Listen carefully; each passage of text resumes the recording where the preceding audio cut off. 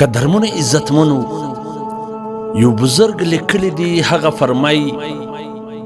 چې دا پر زیارت پر دا قبر چې کم ملنګان ناشتي دغه ملنګان هم د دې خبرې په حقیقت پوه دي چې دغه مړی دا صاحب قبر دا قبر والا هیڅ نشي کولی نو ځکه د هغو کچکول په لاس کې د ژوندو څه غواړي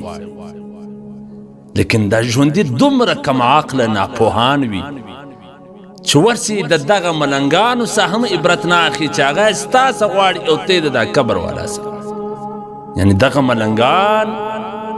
د دغه قبر والا فضیلتونه بیانوي د دا قبر والا کرامتونه بیانوي چې دا داسې بزرګ و داسې بزرګ و داسې بزرګ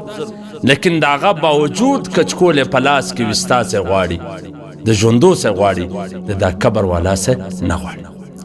نو دغه ژوندي دي هم عبرت واخې د دې څه چې دا صاحب قبر والا هیڅ نشي کولی دا خپل ستا د دعاو محتاج دی ستا د نفلونو ستا د خیراتونو د صدقو محتاج دی هر څه چې غواړي د الله څه غواړي پیغمبر علیه الصلاة وسلام فرمای چې د چوټو د چپړې تسمه چې هم غواړي د الله څه غواړي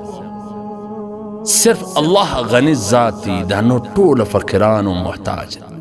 یا ایها الناس انتم الفقراء ناسه فرمایه انسانان تاسو ټول فقیران یاست ټول محتاج یاست د چا د الله باید مستاسي د دغه ملنګانو څخه دغه درس واخو د عبرت واخو چې په دې پوه سو چې دغه مړی دا قبر والا هیڅ هم نشي کولی